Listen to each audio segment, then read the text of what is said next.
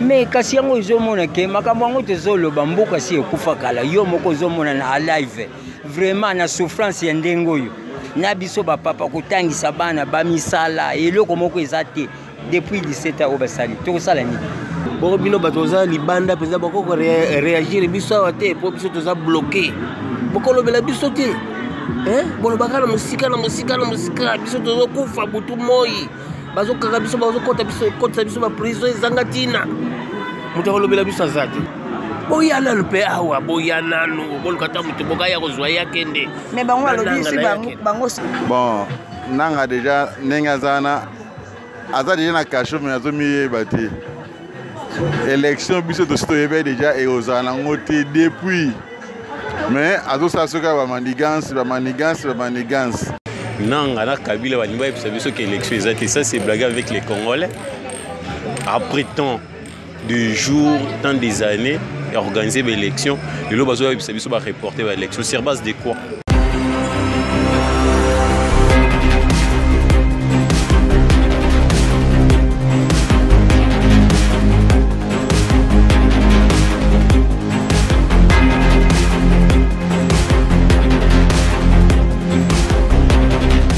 Bonjour papa. Bonjour maman. Mais balobi yo mongo utolanda ndenge nanga lobi élection exacte le 30 pour na yo ko loba nini. Mais déjà kenga si na yebaki yango ke élection exacte. Yo yebaki yango ndeni. Nga na yebi yango a partir ya ba français na tongo na Facebook na landi yango na tali ngabi na ndenge bazo lekisanga ba image wana. Nyo surtout o nga na miyebilaki yango wana ke awa dimanche eloko exacte.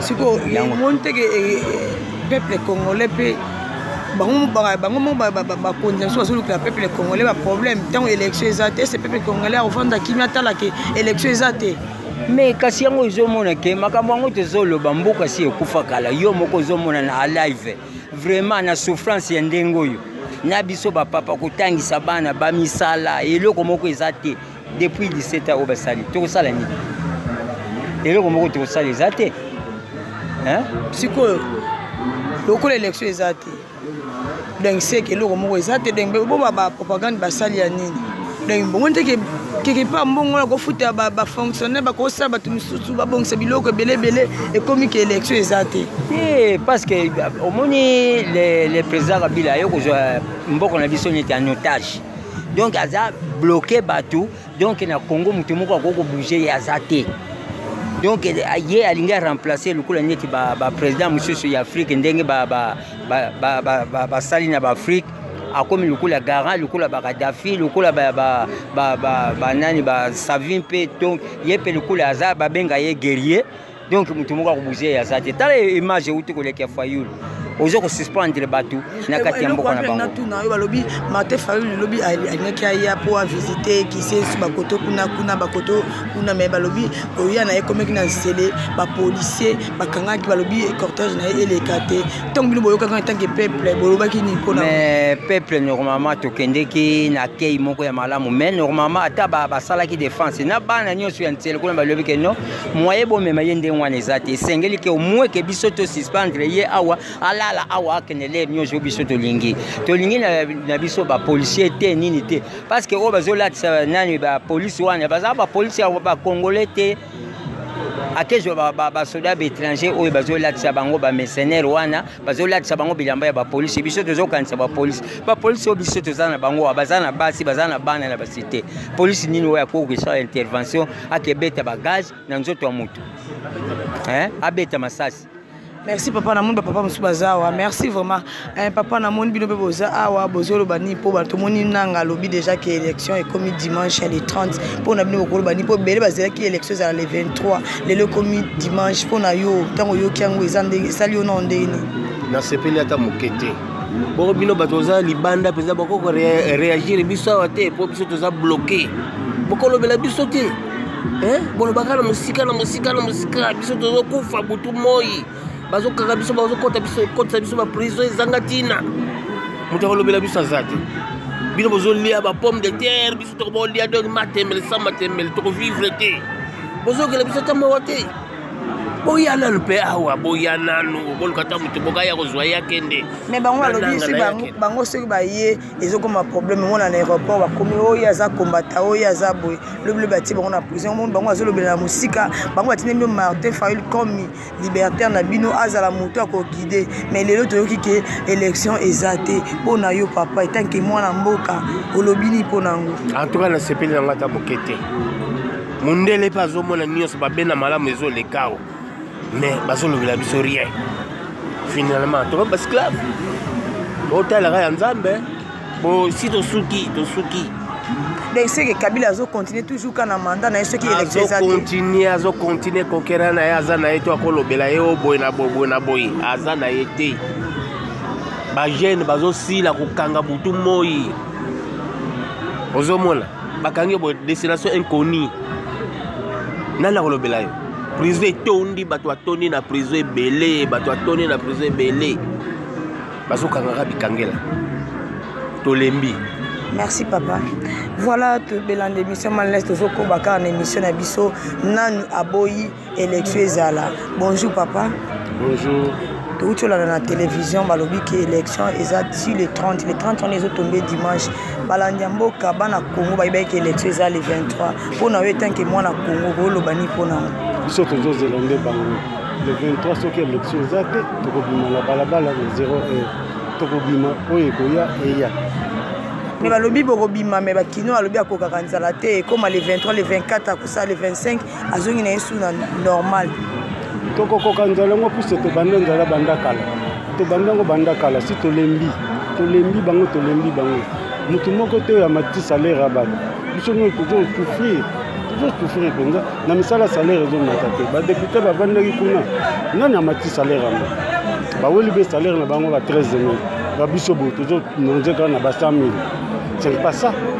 Tout le monde à propos ya machine ya voter tout le monde qui balobi machine à voter zikaki tout ça pour na yo monte quelque part ya ba jeune na bango po balobi eza na plus de 25 policiers bazaki wana bazaka en surveillance babendi mai camion mai ya moto eye wana mai ezate ya koboma machine monte quelque part ba ke ba opousse na mo élection yango baluke ba rubrique wana wana za ba jeune na bango baza ko sala bango balobi ke nini dépôt eziki bon 5 machines monani wana euti wapi ebomamaki na dépôt nini oyo ezikaki te soki baza kokoka te batika bazwa Fayulu batia komisa biso tokende na kobongisa mboka eza ya kokufa mais balobi Martin Fayulu yango mpe kaka ye lobi bakendaki kozwa ye bana mboka bakendaki kozwa ye balobi bakomi bale bakomaki na nsele kuna eyindaki masasi ebetamaki balobi bapolisier na biso bakangaki balingi te mwana mboka aya na mboka na ye sikoyo omoni teke mboka yango tozokende kana badésordre papa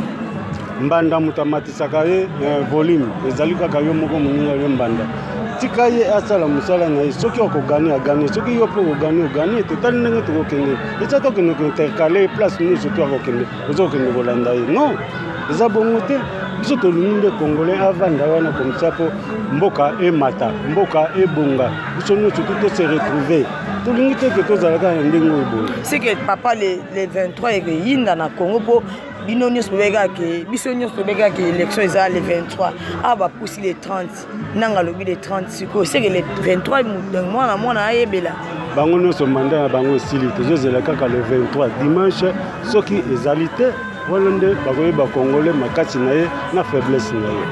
Merci papa. Ok, merci. En tout cas, balande émission malalaise bino bouti koyoka na noko ya ba congolais.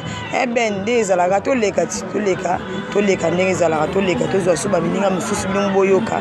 Bonsoir papa. Ouais, bonsoir maman. On a la télévision balobi que élection est à l'étranger.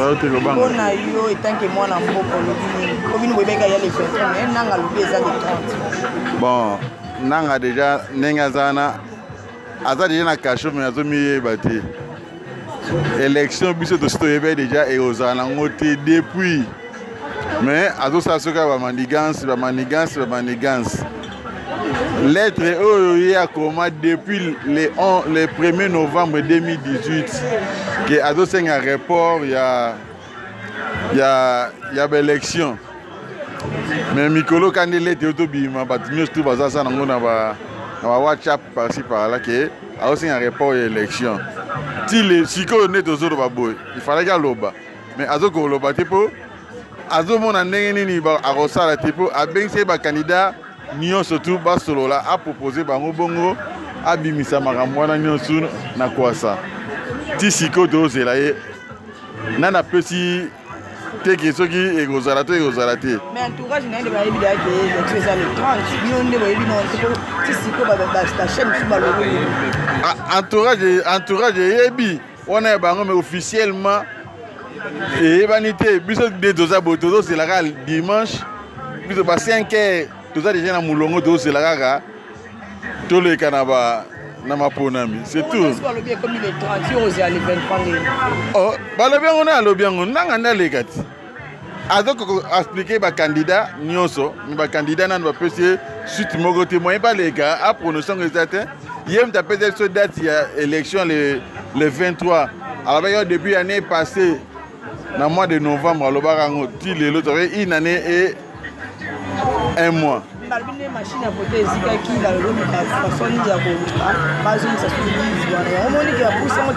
effectivement FCS Azobanga déjà bangonde ba créer machine wana ezika pour prolonger parce que mon année ba n'était pas OK mais les athées tout ce que kangi ba na maboko. Mais c'est que besoin na bino na maloba Félix Tshisekedi alobaki besoin yango monta alobaki yango alobaki ke tozo kene ko besoin na bino na maloba na ye nga za côté ya président de la République Martin Fayulu numéro 4 Tshisekedi alobaki biso be tobaki sans machine to kokende ndondimi to kokende na ndenge wana mais machine wana to utilisant comme imprimante. Depuis moi, ils ont manuel. Tout le temps, c'est tout. Merci. Voilà, l'émission à l'Est, Tozoko, Bakaka, Balobi, élection pour Sani. Une semaine, une semaine, Balobi, élection, le 23 et comme le 30. Pour tout d'abord, je pense que le régime en place, Baligno Sarana Bisso trop. C'était prévu que le 19 de septembre 2016, qu'il va organiser l'élection. Il y a eu des pourparlers de part et d'autre. Mais il n'y a pas eu des élections. Mais aujourd'hui, à la grande surprise, Nangana Kabila va nous dire que l'élection est exacte. Et ça, c'est blague avec les Congolais. Après tant de jours, tant des années, organiser l'élection, le Lobazo va reporter l'élection. Sur base de quoi? C'est une logistique. Que nous sommes un État souverain, que nous allons organiser les élections le 23 décembre.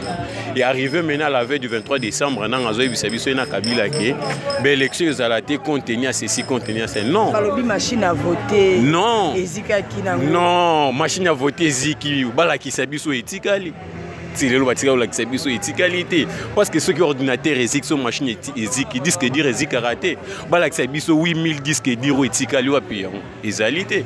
Pour dire que ce sont des choses montées de toutes pièces par les régimes en place pour hypothèse que l'élection aux alatés. Au total, tout d'abord là où ils ont situé entrepôt à Séni. Qui est cette Congolais là qui peut s'hasarder à Okenepo à Tumba Moto na place. Les gens Kabila na Batunae, Baza déjà fait mandat, ils savent très bien que s'ils organisent les élections, leurs candidats aux en place. Il est temps que Kabila et Nanga doivent partir. Ils savaient déjà très bien qu'ils sont incapables d'organiser les élections. Ils le savaient déjà très bien.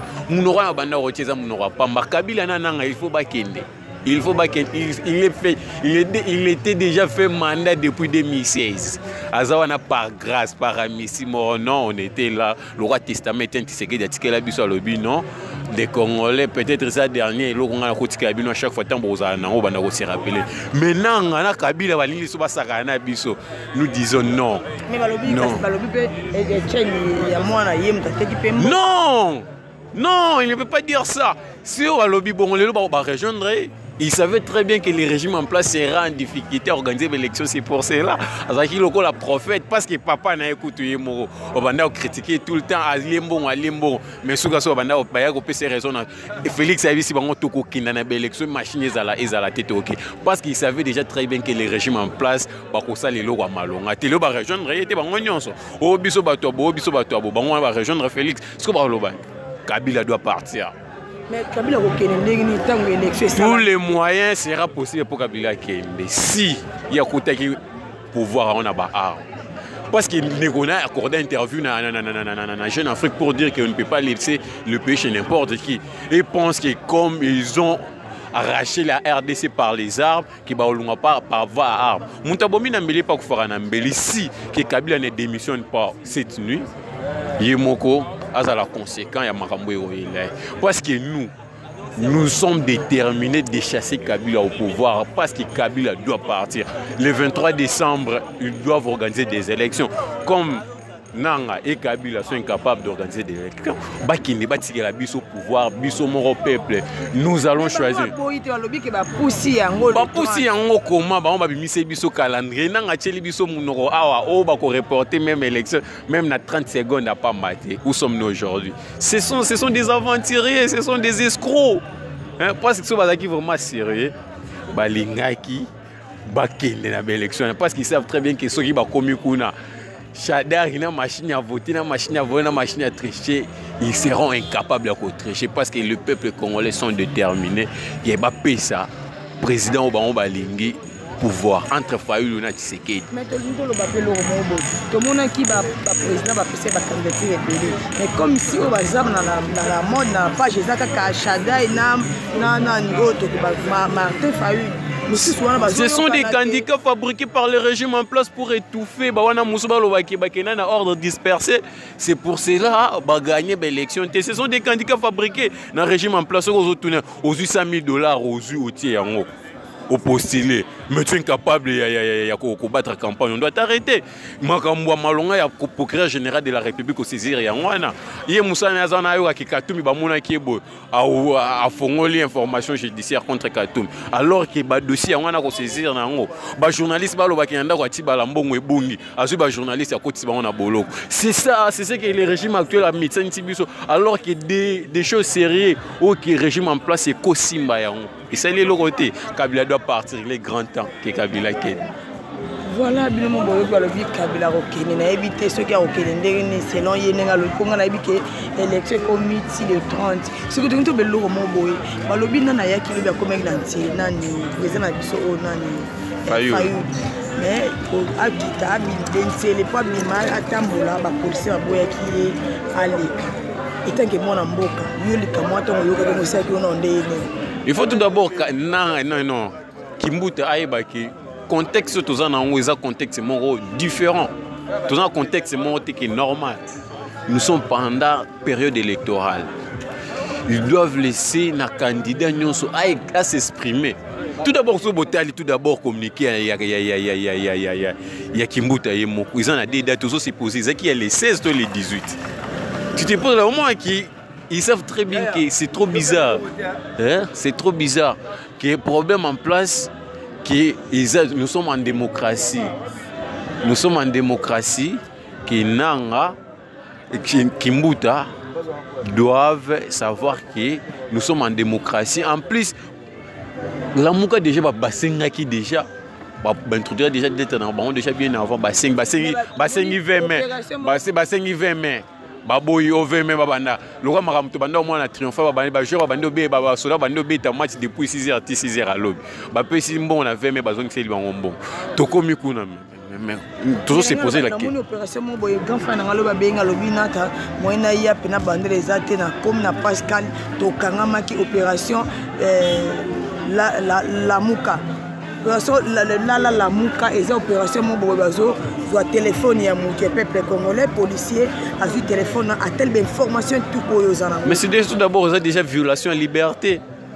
Parce que le téléphone les a bien privé à Moutio, comment ils ont le contrôler, c'est pas propre. C'est pour dire que les régimes en place, mais ça déjà violé, mon au-delà de la violation, Pour na baron non, on peut mener aller mener violer mener des ya komona boy. Non, soyons sérieux. $600 sur base de quoi ce que tu coûte na ba loi pénale congolais au côté comme on a place mon côté amende à $600,000 aussi exacté. So ba no ta ba code pénal ou ba loi pénale tout. Au côté là comme on a jamais place ba biso foot amende à $500 $1,000 exacté. Ils ont 25 000 francs ba 2 000 francs. Mais so ba OK na parquet to na justice ba biso autant de dollars. Voilà beaucoup landa ba kinonde ba peseli le moment to mo na pasi.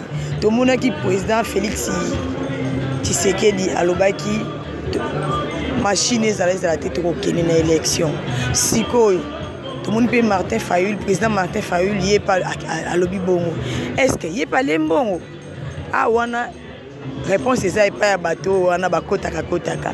Donc tozaka ka wana kokoba en tout cas boyoki ndenge ba kino ba peseli na émission oyo élection et kozala le 23 ou bien le 30.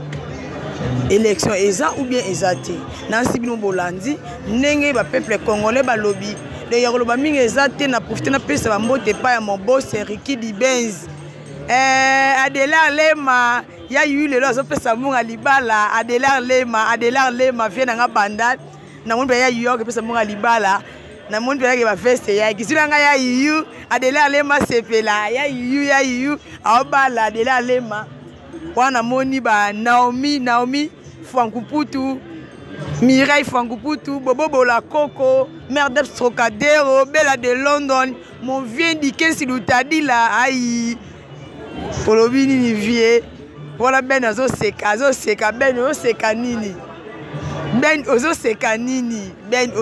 nini wanga na moni oyanga azalaka toujours awa muto remplacer azate Jacques Mayelanda. Est-ce que l'élection est allée ou bien est Jacques Mayelanda mon vieux? Bambote belé pa ya yemo comme konza ba soirée na London balobi mama passa makenda sepelas balobi yende simba na soirée ou melana yo maman chérie maman bobo maman dodo maman chérie mère d'Ep Trocadéro maman chérie mon papa chéri MC Mingi di tsunga na tsunga balobi yende mokonzi penza ya masolo na Paris mokonzi ba société ba ino sibolinga kana tama la l'aise tozoko baka na musala ce que c'est une émission numéro ezawana mon ben cameraman bisa pena numéro na nga bien